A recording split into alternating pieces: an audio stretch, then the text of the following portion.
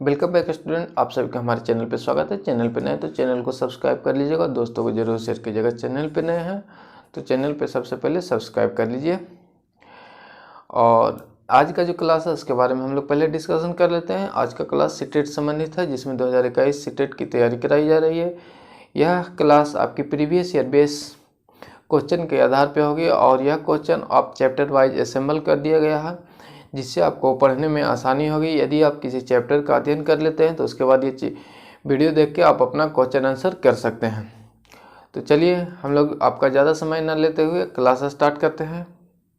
किसी प्रकार की आपकी परेशानी हो शिक्षा में संबंधित तो आप नीचे कमेंट कर सकते हैं। बीएड, एमएड, डीएलएड जो भी कोर्सेज में एडमिशन लेना चाहते हैं उसके लिए आप दिए गए नंबर पे आप कॉन्टैक्ट कर सकते हैं। और चलिए तो हम लोग सीटेट का क्लास कर रहे हैं। तो प्रीवियस ईयर का क्वेश्चन पे आ जाते हैं सीधे।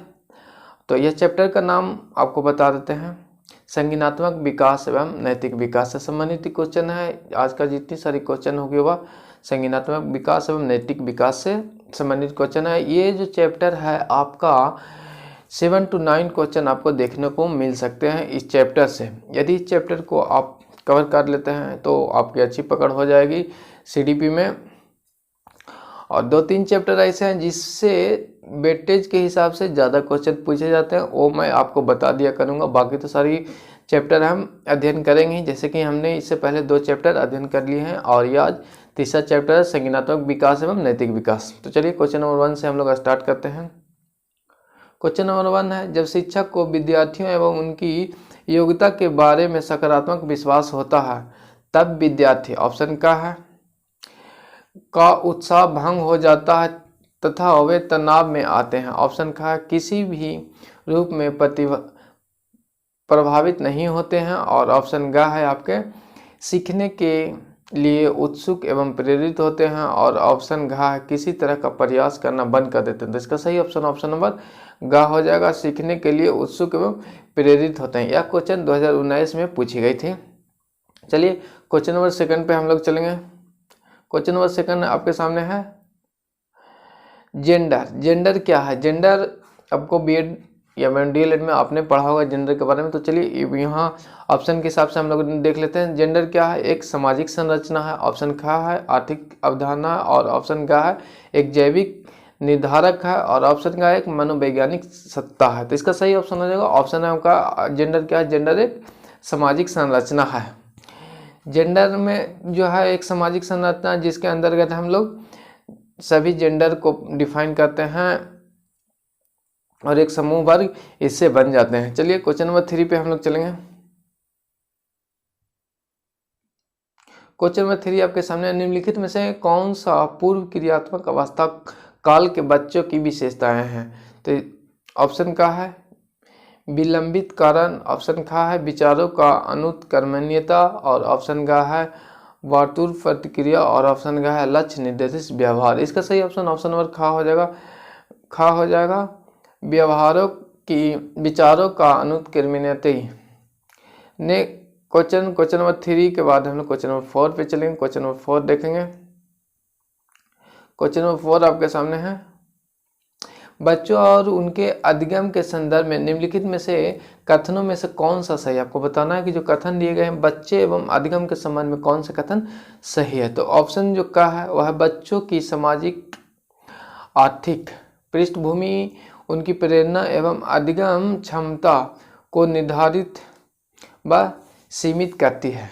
ऑप्शन खा है बच्चों को अधिगम हेतु प्रेरित करने के लिए उन्हें पुरस्कार एवं दंडित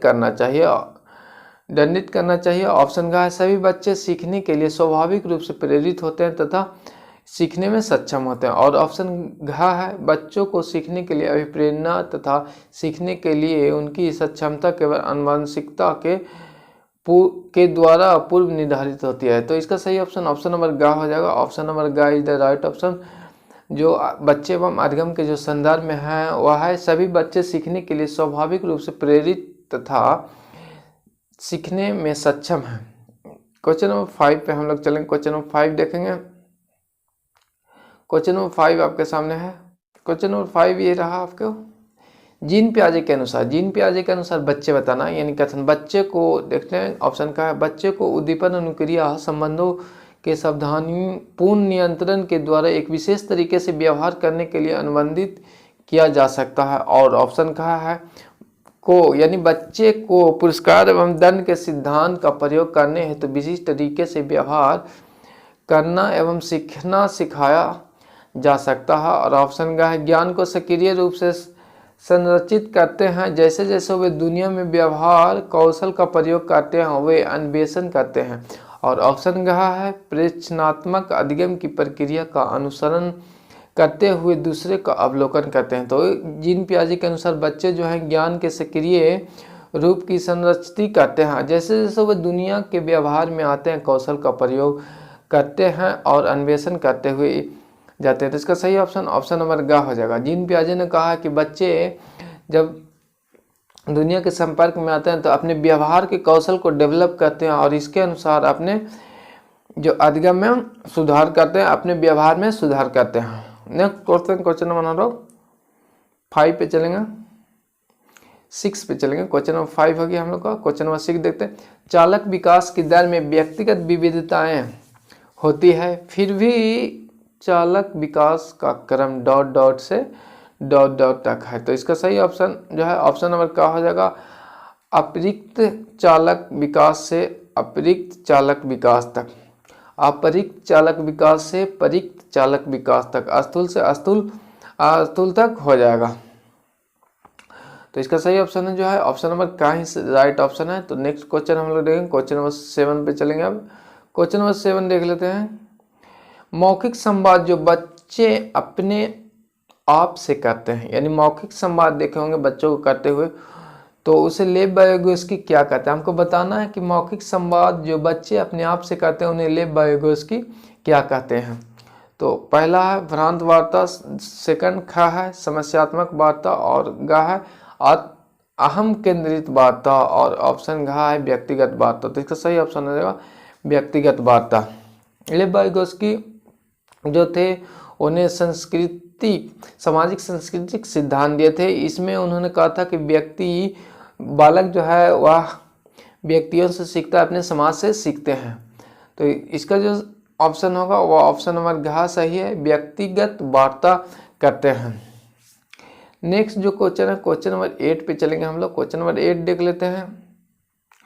क्वेश्चन नंबर 8 है, यह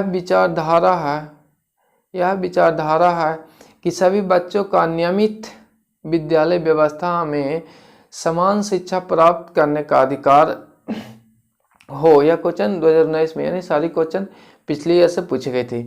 तो इसका ऑप्शन जो है सही हो जाएगा वह ऑप्शन नंबर ग है समावेशी शिक्षा। समावेशी शिक्षा का विचारधारा है कि सभी बच्चों को नियमित विद्यालय व्यवस्था में समान शिक्षा एवं समान अधिकार होना चाहिए, यानी शिक्षा प्राप्त करने का अधिकार भी सभी को समान होगा समावेशी शिक्षा के अनुसार। चलिए क्वेश्चन नंबर हम लोग 9 देख लेते हैं।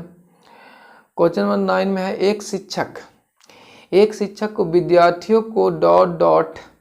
निर्धारित करने के लिए प्रोत्साहित करना चाहिए बजाय ... के। आपको बताना है कि किस शिक्षक को विद्यार्थियों को किस चीज़ को निर्धारण करने के लिए प्रोत्साहित करना चाहिए किस चीज़ को ना करके। तो ये इसका सही ऑप्शन हो जाएगा ऑप्शन नंबर घ जो है अधिगम लक्ष्य को निर्धारण करने के लिए प्रोत्साहित करना चाहिए। क्या हो जाएगा, एक शिक्षक को विद्यार्थियों को अधिगम लक्ष्य को निर्धारित करने के लिए प्रोत्साहित करना चाहिए बजाय प्रदर्शन लक्ष्य को। यानी एक शिक्षक जो है उन्हें सजेशन देना चाहिए छात्रों को कि आप अधिगम लक्ष्य को प्राप्त करें, अपनी व्यवहार में सुधार लाएं, इन सभी को, ना कि प्रदर्शन लक्ष्य को। प्रदर्शन लक्ष्य से होगा कि आप प्रदर्शन करके आगे की ओर बढ़ जाएंगे, लेकिन आपकी जो व्यवहार में है वो परिवर्तन नहीं आ पाएगा। चलिए क्वेश्चन नंबर हम लोग नेक्स्ट चलेंगे, क्वेश्चन नंबर 10 पे स्टार्ट करते हैं। क्वेश्चन नंबर 10 से क्वेश्चन नंबर 10 आपके सामने, अपनी कक्षा में सहयोगात्मक अधिगम का प्रयोग करते समय एक शिक्षक की भूमिका किस प्रकार होती है। आपको बताना है कि सहयोगात्मक अधिगम का प्रयोग करते समय एक शिक्षक की भूमिका बताना है। तो ऑप्शन नंबर क्या है, कक्षा को छोड़ देना तथा बच्चों को स्वयं कार्य करने देना, और ऑप्शन का है सहयोगात्मक होना तथा प्रत्येक समूह का निगरानी करना। तो इसका सही ऑप्शन हो जाएगा ऑप्शन नंबर ख प्रत्येक समूह का निगरानी करना एवं सहयोगात्मक होना। एक शिक्षक की सहयोगात्मक अधिगम में शिक्षक की यह भूमिका होती है कि वह बच्चों को सहयोग करें और उनकी समूह को निगरानी करें। तो क्वेश्चन नंबर 10 का जो ऑप्शन है ऑप्शन नंबर 10 हो जाएगा, 10 का खा हो जाएगा। उसके बाद नेक्स्ट चलेंगे हम लोग क्वेश्चन नंबर 11 पे चलेंगे। एक उचित प्रश्न सुझाव के द्वारा बच्ची की समझ को उस बिंदु से बहुत आगे ले जाया जा सकता है। एक फिर से देख लेते हैं, एक उचित प्रश्न या सुझाव, यानी एक उचित प्रश्न दिया जाए या सुझाव दिया जाए जिसके द्वारा बच्ची की समझ को उस बिंदु से बहुत आगे ले जाया जा सके जिस पर हम अकेले पहुंच सकते हैं, हम अकेले पहुंच सकते हैं, जिस पे हम अकेले पहुंच सकते हैं होना चाहिए था। और नीचे दिएगा निम्नलिखित में से कौन सी संरचना उपयुक्त कथन को प्रकाशित करती है। तो ऑप्शन है सामधारण, खा है संरक्षण, ऑप्शन ग है बुद्धि और ऑप्शन ग है समीपस्थ या निकट विकास का क्षेत्र। इसका सही ऑप्शन हो जाएगा ऑप्शन नंबर घ, इधर राइट ऑप्शन हो जाएगा समीपस्थ विकास का क्षेत्र। चलिए क्वेश्चन नंबर 12 हम लोग देख लेते हैं।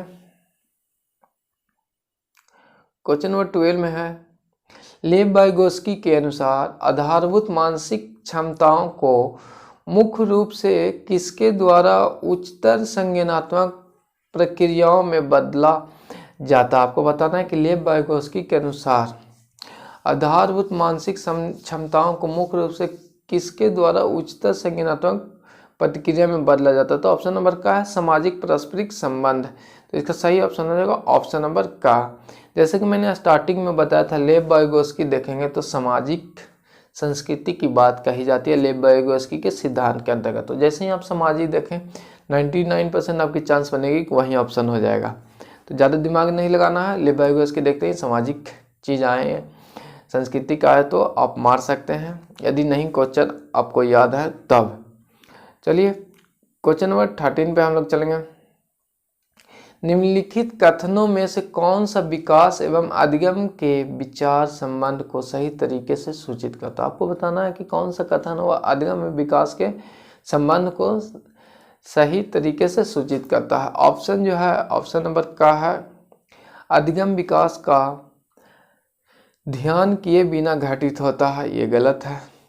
और ऑप्शन खा है अधिगम की दर विकास की दर से काफ़ी अधिक होता है, ये भी गलत है।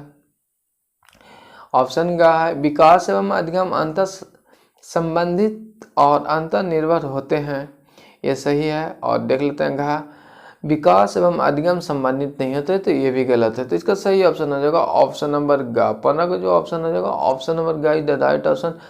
विकास एवं अधिगम दोनों एक संबंधित चलते हैं, साथ साथ चलने वाली प्रक्रियाएं हैं। और इस क्वेश्चन का जो 13 का है वह गाय ऑप्शन हो जाएगा।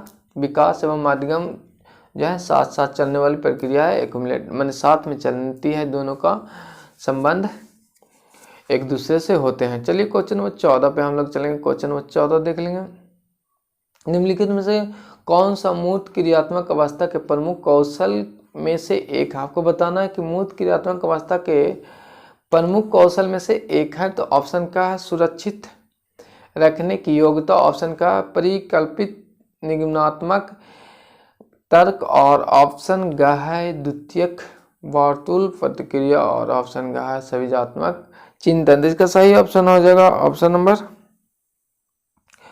मूर्त संक्रियात्मक अवस्था में प्रमुख कौशल में से एक है सुरक्षित रखने की योग्यता। सुरक्षित रखने की योग्यता मूर्त संक्रियात्मक अवस्था जो हो जाएगी आपके 7 से 11 वर्ष की अवस्था को मूर्त संक्रियात्मक अवस्था हम लोग कहते हैं। तो इसका सही ऑप्शन जो है ऑप्शन नंबर का हो जाएगा। क्वेश्चन नंबर 14 का हो जाएगा ऑप्शन नंबर का राइट ऑप्शन हो जाएगा। इसको नेक्स्ट चलेंगे हम लोग, चलेंगे क्वेश्चन नंबर 15 पे आ जाएंगे।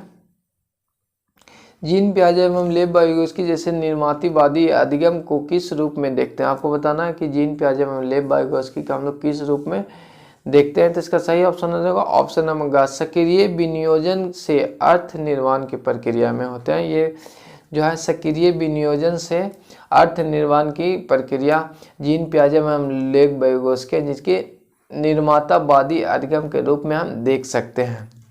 चलिए क्वेश्चन नंबर 16 पे चले आएंगे अब हम लोग। क्वेश्चन नंबर 16 है, समाचार पत्रों से कहानियां एवं कतरनों का चयन करना एवं प्रस्तुत करना जो पुरुष एवं महिला दोनों को गैर परंपरागत भूमिका में चित्रण करते हैं, निम्नलिखित में से किसके लिए एक प्रभावी रणनीति है? ऑप्शन का लैंगिक जेंडर स्थिरता को बढ़ाने के लिए, ऑप्शन का खा है रूढ़िवादी लैंगिक जेंडर भूमिका को प्रोत्साहन देने के लिए, और ऑप्शन ग है लैंगिक जेंडर रूढ़ियों को समान करने के लिए, और ऑप्शन घ है लैंगिक जेंडर पक्षपात को बढ़ाने के लिए। और इसका जो सही ऑप्शन हो जाएगा वह हम लोग देख लेंगे। क्वेश्चन क्या करा फिर से हम लोग समाचार पत्रों में कहानी एवं कतरनों का चयन करना है एवं प्रस्तुत करना है जो पुरुष एवं महिला दोनों को गैर पारंपरिक भूमिका का चित्रण किया गया है, यानी जेंडर की बात कर रही है। तो इसमें हम लोग देखेंगे गैर पारंपरिक भूमिका, पुरुष एवं महिला दोनों को गैर पारंपरिक भूमिका के अंतर्गत लाई गई। तो इसका सही ऑप्शन हो जाएगा वह है ग है लैंगिक जेंडर रूढ़ियों को समान करने के लिए, यानी जो पुरुष एवं महिला दोनों जो है गैर पारंपरिक भूमिकाओं में चित्रण किए गए हैं, तो जो जेंडर है उसकी समानता की बात इसमें की जा रही है। चलिए क्वेश्चन नंबर 17 पे हम लोग चलेंगे। क्वेश्चन नंबर 17 पे हम लोग चलेंगे। हार्वर्ड गवर्नर के बहुबुद्धि सिद्धांत के अनुसार निम्नलिखित में से विशेषताओं से युक्त एक व्यक्ति की बुद्धि को किस प्रकार से वर्गीकृत किया जा सकता है? विशेषताएं हैं दूसरों को मनोदशा, स्वभाव, प्रेरणा, अभिप्राय को उचित तरीके से पता लगाने